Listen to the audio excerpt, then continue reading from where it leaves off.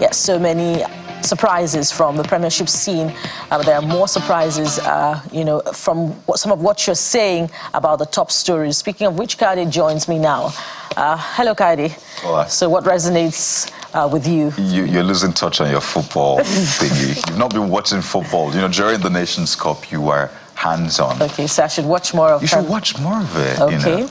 So you know that it's European League and not the Premier League. Okay. It was UCL last night, and it was a very big night.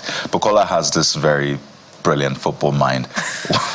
when she's ready for it. You're being very kind, Kaide. I mean, thank you. You've had very good ratings of Bukola. We're considering, do we loan you out to the sports desk? That's great. We'll think about that later because you're too valuable to us. But speaking of what is trending this morning, bag of rice has been big in the news. But, it ties back to what's happening with the Forex, right? We've seen how the value of the naira has improved against the dollar in recent weeks. And there's been a lot of conversation around when this will trickle down to other products. We had that conversation yesterday. But behind this big conversation is our Forex reserve. And that's where we're starting with this morning. Well, the news came out yesterday that Nigeria's foreign reserve shed $2.16 billion in 29 days.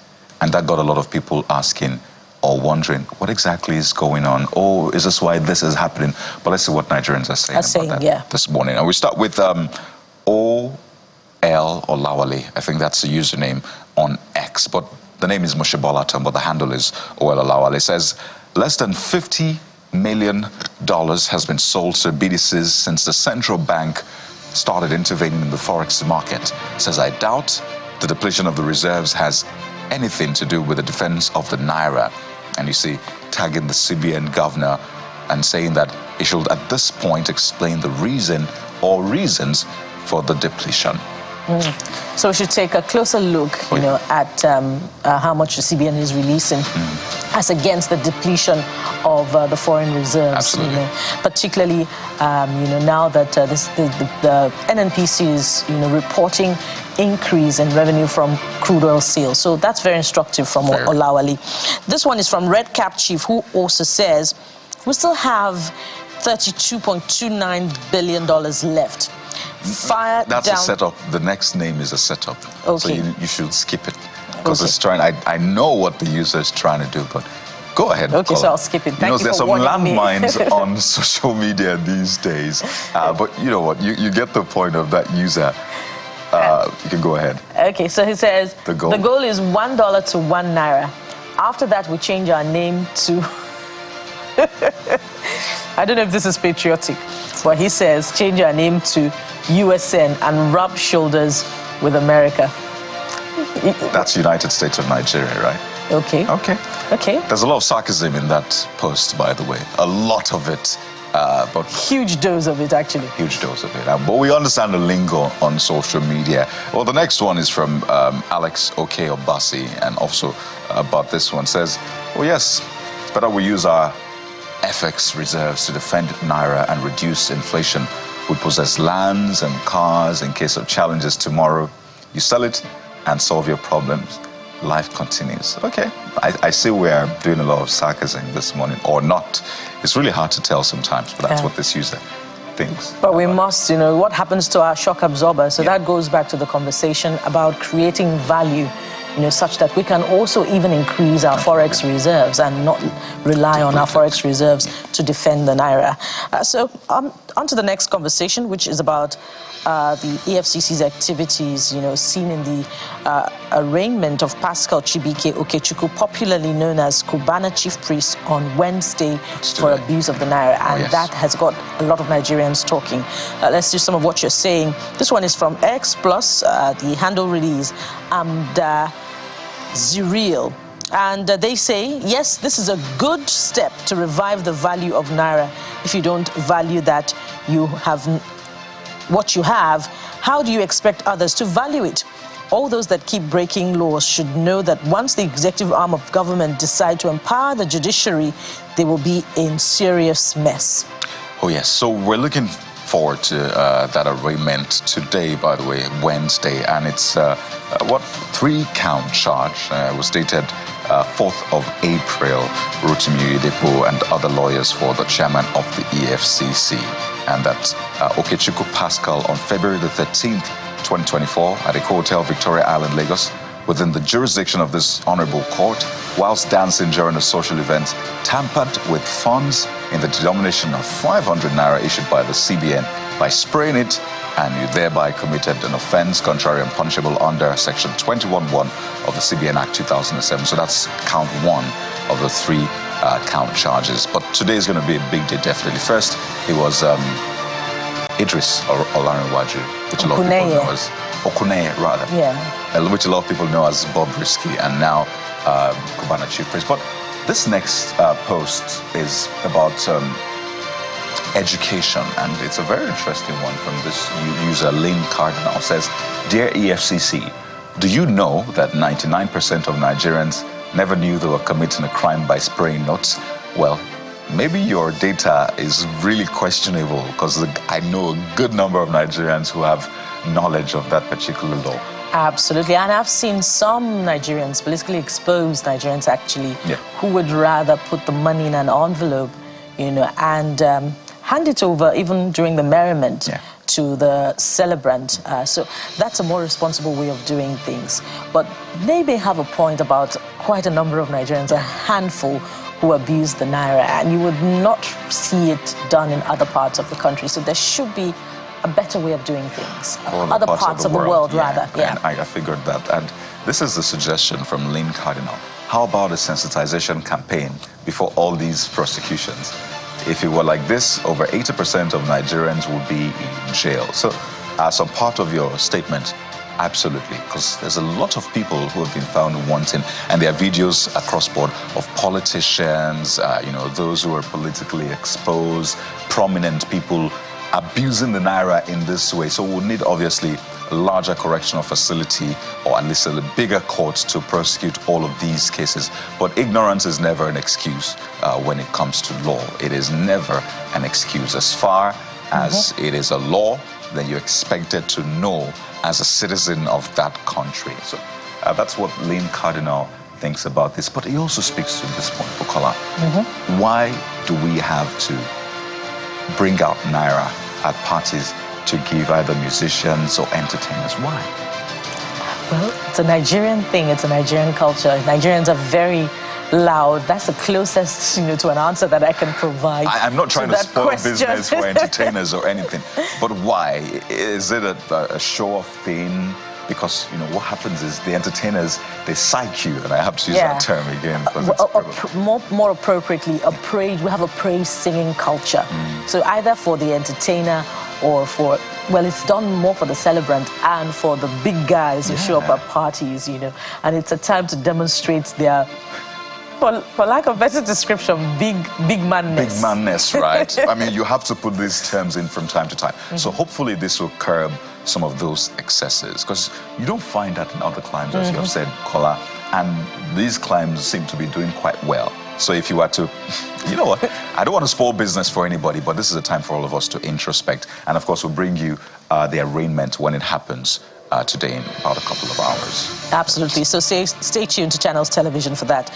There's more on this subject matter, and this time it's from DJ Daily, who says the EFCC needs to educate people more on the naira issue first. Well, I think we've taken that. Have we? Well, no, it just sounds like the previous one. Yeah, it sounds like the previous one.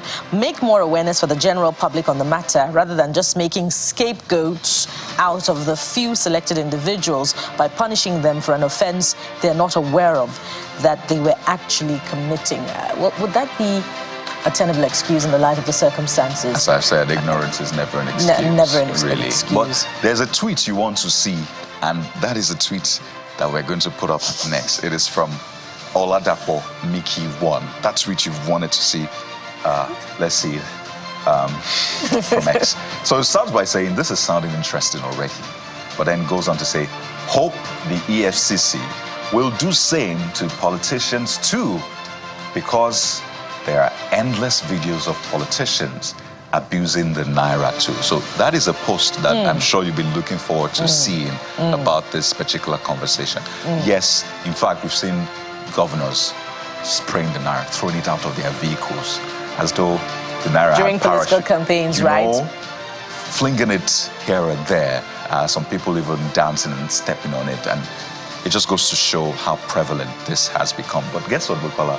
Over the weekend, I witnessed some celebrations, and you could see people respecting the naira with such reverence. Nobody spraying the naira. Even the entertainer had to make a note, had to announce that please, let us respect the naira and do this appropriately. There are other ways you can actually... Let me take a guess. That's a journalist event. An event by journalists. No, actually, it was just a normal event. Okay. I see where this is going. Journalists aren't the only knowledgeable people. Yes, they unwind from time to time and they bring in their knowledge. You know what Bukola said to me up this morning? Before we leave that tweet, this is a call to the EFCC, a call to action rather, that their treatment of this subject matter should not be an animal farm situation. So if they're prosecuting other Nigerians, they should go after the politicians as well. So it'll be interesting to see how the EFCC treats this. Yeah, it's not too much to ask, really. We should ensure that nobody is above the law and actually mean it and act in that light. So we're on to the next subject matter, which is the disbursement of 200 billion naira palliative. Kaide, you have the first. Oh, yes. And I think this naturally will get a lot of people excited because it's been a long time coming. Some of these promises were made as far back as mid last year, when the president had to address the country and talk about some of the things he has in store after removing petrol subsidy. So this appears to be the next in line after a long wait. And take a look at what this first user has to say about this. By the way, we're moving on from this case to another one. It says that, where did FG get the loan? FG should rather reduce the pump price of PMS nationwide to bring down inflation, fix our refineries for them to be working optimally, fix our electricity to be working 24 hours, and see how development will spring forth.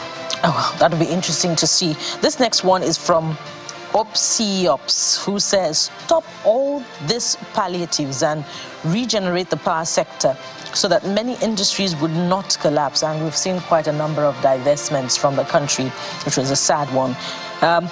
They continue by saying, we need more industries so unemployment would reduce.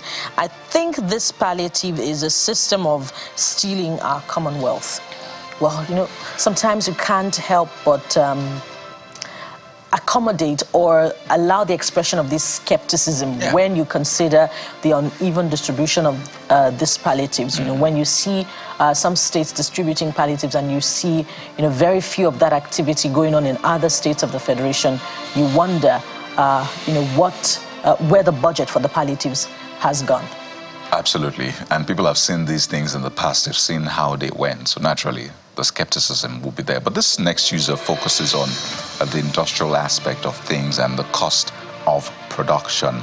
And this user, IKO Real 2005, speaks about how this is great, but it will only work provided that the operating conditions, I imagine the enabling environment, are there. And it talks particularly about manufacturers and how diesel takes up a large chunk of their costs and naturally their profit. So it says that these costs are apparently also passed on to citizens, which contributes to the living cost crisis. I know that Dangote is now in the mix with diesel, and the price is coming down. Projected to come down. We know that the Association of the Energy Marketers, I believe that's their nomenclature, is expressing optimism that there will be a slash in the price of diesel. I think it's 1,700 naira currently. Well, it's even been reported that he slashed it to 1,000 naira per litre. Per litre. So we saw the rollout 2 days ago, slash yesterday, and it's reported that now that is the price, and it's been reported widely. So will that move the needle a lot? Obviously, it should if at least it trickles down eventually to those who need it and they get it at that appropriate price. Yeah, moving the needle all the way to the price of commodities. You and I. Yeah. Everyday Nigerians. Yeah, especially for Kaide, who keeps talking to us about all of those provisions and what they cost in the market. Kaide, do you go to the market, by the way? Absolutely. Once in a blue moon. Yeah. Okay, so this next one is from Ikenna Oche, who says, these programs are great, but will only work provided operating conditions are enabling. Manufacturers have just announced that diesel takes up 80% of their profits. These costs are apparently also passed on to citizens, which contributes to the living cost crisis. Oh, yeah. And essentially reiterating the one I took earlier, that's it. And Daddy Chelsea is next with this one, saying, I hope it will be transparent and open. And again, I imagine that's a post you want to see regarding this palliatives. Transparency, accountability, and all. Says no hidden agenda from government officials. Like what we saw with COVID-19's disbursement. It's interesting because the EFCC, we all know the EFCC is investigating the Humanitarian Affairs Ministry from the previous ministers, the suspended minister, then the SIPA head as well. And they said that they are actually also investigating a COVID-19 fund disbursement scheme. Yes, they said they've not cleared anyone, but when you read that statement and see the quantum of funds that have been recovered and what is being investigated, Nigerians are right on the money when they say they are skeptical and they want this to be transparent. Yeah, let's have all of the details and perhaps, you know, a publishing as well of those who are culpable in the investigation. And this last one on that subject matter is from Dami, handle Adebanjo_Jami, who says, many registered for this scheme but didn't even receive verification code. I don't know what the minister is doing. It's pertinent to solve the issue of verification first before disbursement. I know of many who didn't even receive verification notice. So this is instructive in the absence of a superintending official over that ministry. And there had been a lot of reports about, you know, a cleaning up of the register, you know, but before the suspension of the minister of that ministry, had we seen the publication of the register?